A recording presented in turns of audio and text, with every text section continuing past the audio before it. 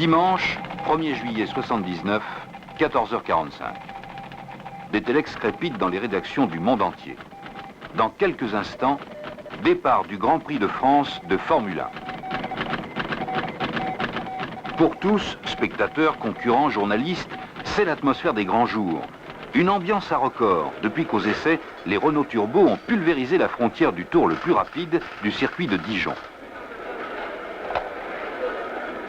Pour la première fois, deux bolides jaunes 100% français occupent la pole position et la ligne de départ.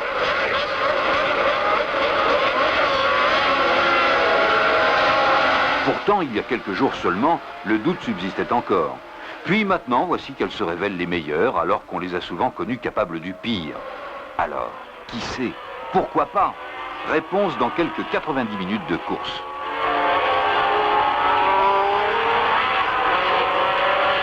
Soudain, à quelques kilomètres de l'arrivée, tandis que Jabouille est en tête depuis 30 tours, devant 120 000 spectateurs au souffle coupé, se déroule la fin de course la plus fantastique de l'année. À plus de 200 km/h, roue dans roue, Arnoux sur Renault et Villeneuve sur Ferrari se disputent la seconde place en un fantastique ballet de virtuosité et de courage. Un suspense qu'on n'est pas prêt d'oublier. 16h38, première victoire 100% française dans un Grand Prix. Pour Renault, Elf et Michelin, c'est la récompense de 4 ans d'efforts, la confirmation d'un pari technique unique dans l'histoire du sport automobile. Faire gagner une Formule 1 avec un moteur suralimenté. La Formule 1, elle commence autour d'un homme, le pilote. Parfaitement installé dans un habitacle fonctionnel, il donnera toutes ses possibilités avec une machine à sa mesure. Il dispose de 3 pédales, d'un volant, d'un levier. Eh bien, de leur position au millimètre près peut dépendre la victoire ou la catastrophe. À la vitesse de 250 km/h, la voiture parcourt une distance égale à sa propre longueur en 1/15e de seconde. 1/100e de seconde, c'est 1 mètre de trop. Juin 1976. Sur une monoplace expérimentale, Jean-Pierre Jabouille fait effectuer au moteur V6 Turbo sa première épreuve. L'espoir se confirme. La puissance apparaît impressionnante. Elle dépasse 550 chevaux. Décembre 1976, c'est officiel. Renault et Elf engagent leur grand pari. Après les épreuves de promotion, les rallyes, les courses de prototypes, la Formule 2, désormais, la Formule 1 sera leur objectif commun.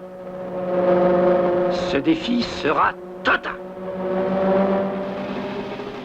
Défi total du châssis au pneumatique en passant par un moteur suralimenté par turbocompression. Une solution qui n'a encore jamais été appliquée en Formule 1. Il s'agit de créer une voiture 100% française. Pour tous, c'est le commencement d'une longue, d'une difficile aventure technique. Tout est en effet nouveau, tout est à inventer. L'automobile aux limites de l'impossible, elle fait appel à la recherche fondamentale. L'ingénieur se tourne vers les physiciens, les chimistes, les électroniciens. Le carrossier consulte les spécialistes de l'aérodynamique. Le mécanicien doit retrouver la précision, la patience, le geste, le savoir-faire des maîtres artisans. Il s'agit de concilier légèreté, souplesse, solidité. Par sa technique et par les matériaux employés, la construction du châssis coque relève de l'aviation plus que de l'industrie automobile moderne. Toute la puissance du moteur, toutes les contraintes mécaniques s'appuieront sur cette structure qui représente moins de 10% du poids total du véhicule. Pour trouver plus de 520 chevaux dans 1500 cm3, la cylindrée d'une voiture de tourisme, pour obtenir l'équivalent de 3 litres par suralimentation, il faut dépasser l'industrie conventionnelle. La circulation accélérée des gaz, la très haute température, près de 2000 degrés au cœur du cylindre. Tout cela exige une métallurgie qui soit d'avant-garde, un usinage, une finition, un montage irréprochable.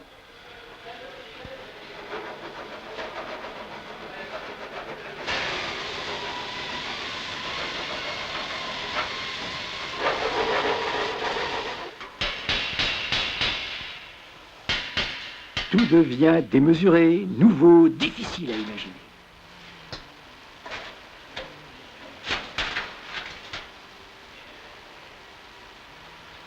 Lorsqu'un moteur tourne à 12 000 tours, il faut chaque minute commander sans erreur 288 000 ouvertures et fermetures des soupapes. Cela représente près de 5 000 interventions mécaniques chaque seconde. À ce même régime, il faut avec une précision qui atteint le millionième de seconde, allumer 600 étincelles par seconde, soit plus que le double des meilleurs moteurs de série. Et toujours à raison de 12 000 tours par minute, les pistons du V6 parcourent ensemble plus de 100 mètres par seconde.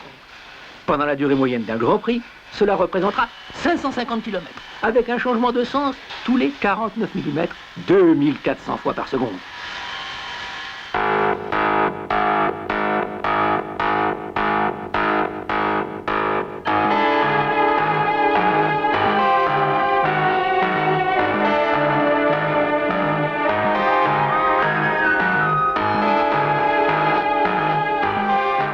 De nos jours, un moteur et un châssis, aussi performants soient-ils, ne suffisent plus pour gagner. Un troisième facteur essentiel entre en jeu, l'aérodynamisme. Là encore, il y a du savoir-faire dans l'air, un certain sens du mouvement des corps dans un fluide, un coup d'œil exercé qui sait rapprocher la forme de la fonction.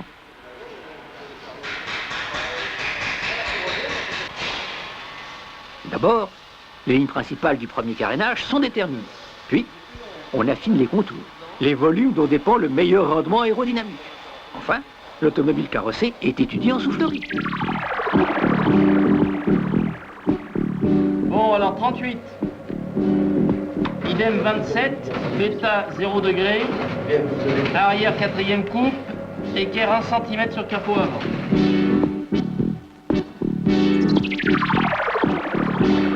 Pénétration dans l'air, réduction de la traînée, contrôle de l'appui au sol sont autant de paramètres à mesurer, à équilibrer, selon les nécessités de la course, selon l'expérience du pilote.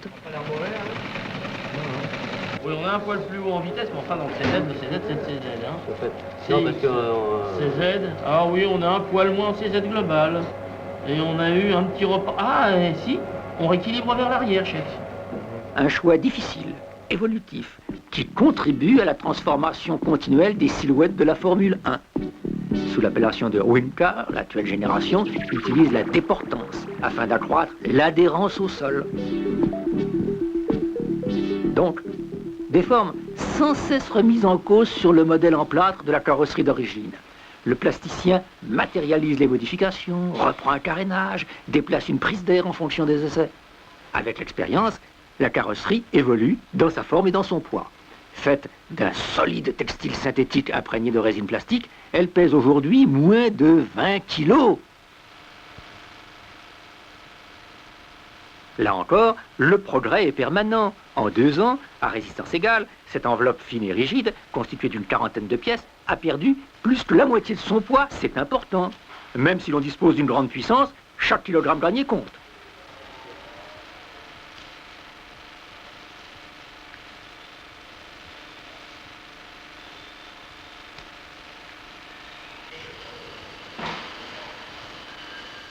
Mai 1977, la F1 Turbo RS01 fait son entrée officielle devant la presse automobile.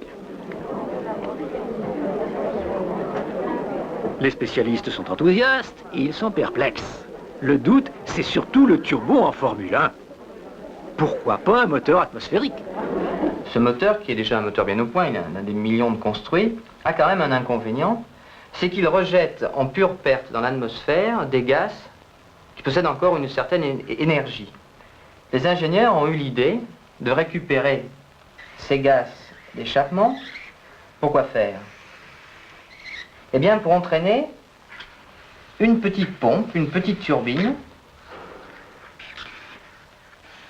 qui, mue par ces gaz d'échappement, va entraîner un arbre avant de s'échapper dans l'atmosphère. Eh bien, que va-t-on faire de cette puissance qui est sur cet arbre? Eh bien, avec cette puissance, on va entraîner une autre pompe, un petit compresseur, que vous voyez ici, qui est entraîné donc par le même arbre, qui est coaxial. On va entraîner un compresseur qui va aspirer de l'air dans l'atmosphère, le comprimer, et cet air comprimé, on va le ramener dans l'admission du moteur, c'est-à-dire que le moteur va avaler de l'air comprimé. en velant de l'air comprimé, et si nous dosons l'essence en proportion, ce moteur sera plus brillant, plus performant.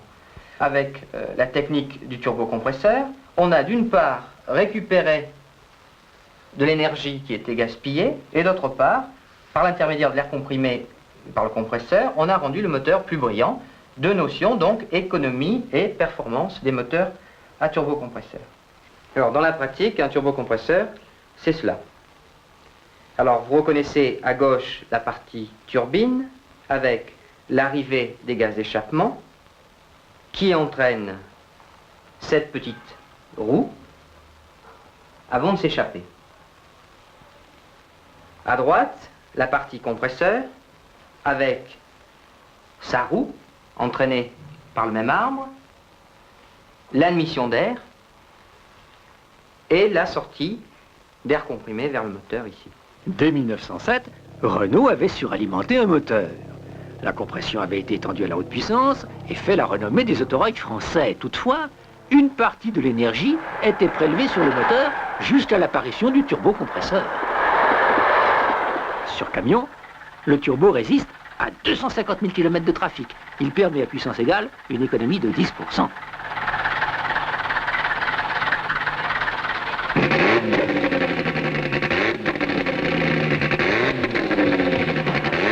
Adapté à la Renault 5, le turbo place ce modèle au plus haut niveau des grands rallyes internationaux. Commercialisée, la voiture sera la plus rapide des petites européennes de série. Associé au moteur de base V6, champion d'Europe 77 de Formule 2, le turbo prouve avec éclat ses aptitudes sportives en remportant les 24 heures du Mans 78. En Formule 1, confrontation au sommet de la compétition automobile, le progrès, l'invention technique font la loi chez tous les constructeurs. Pour Renault, les difficultés de mise au point sont en rapport avec l'ambition de ce projet. Ce sont 25 000 km sur piste, sans compter les grands prix qui auront permis de maîtriser ce puissant, ce tout nouveau bolide confié au pilote d'essai Jean-Pierre Jabouille. Il s'agit d'abord de créer une nouvelle conduite qui tienne compte du temps de réponse du turbo et de sa puissance. Il faut partir, s'arrêter des centaines de fois, souvent après un seul tour de circuit pour un petit tour de vis. Passer des heures de mécanique au stand dans le camion atelier. C'est mieux qu'on essaie de remettre la puissance normale du moteur pour les Tout températures. est étudié, apprécié, mesuré, enregistré.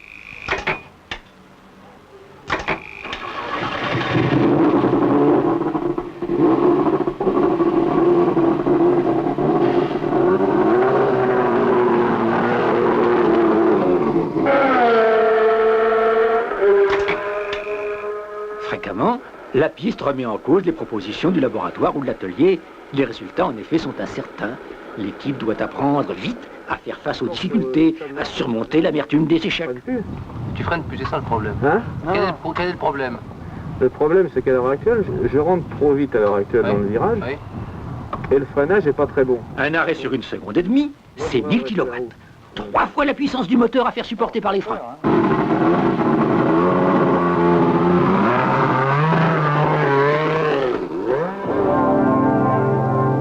L'obstination, un certain sens du recul et de la décision sont des qualités indispensables aux pionniers de la Formule 1. Cela fait partie des enseignements qu'apporte ce projet.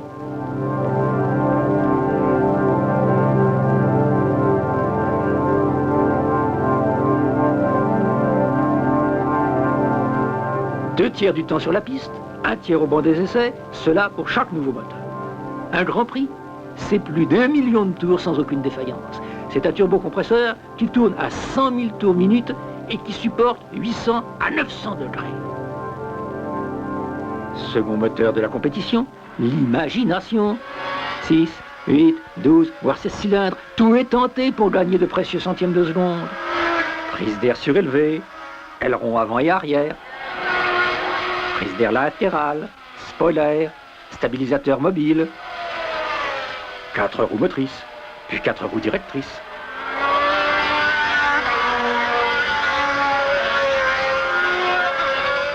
Et même un ventilateur arrière pour accroître l'adhérence au prix d'une dépression sous la voiture. Toujours à la recherche du meilleur appui, la coque devient une aile renversée. C'est avec le turbo la dernière nouveauté des circuits.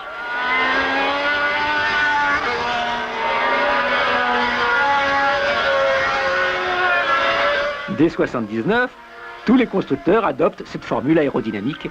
C'est l'année où la Formule 1 met des jupes. On voit plus loin.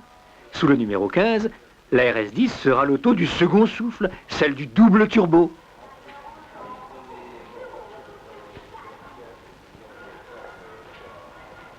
En mai 79, une entrée officielle est remarquée. Nouvelle silhouette et nouveau pilote, René Arnoux rejoint Jean-Pierre Jabouille. La grande rencontre a commencé bien des années auparavant avec les formules de promotion Renault Elf.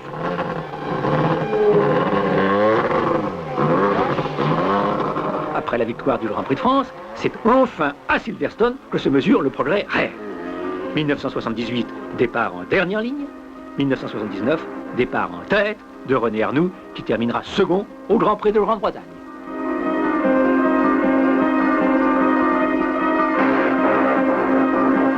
Dorénavant, il faudra tenir compte des voitures jaunes dans le championnat du monde de Formule 1. Les pionniers du moteur turbo suralimenté font des adeptes.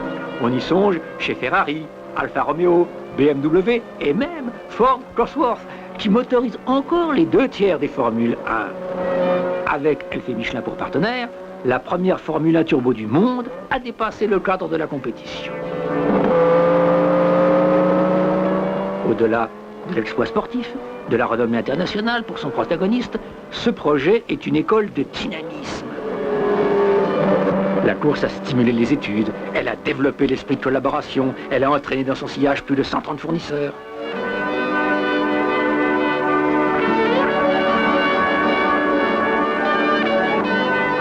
L'automobile à la limite de l'impossible, c'est un ambitieux projet. C'est l'aventure des temps modernes. C'est d'abord le plus judicieux des investissements industriels, car elle constitue le laboratoire des nouvelles technologies dont bénéficiera la voiture de demain.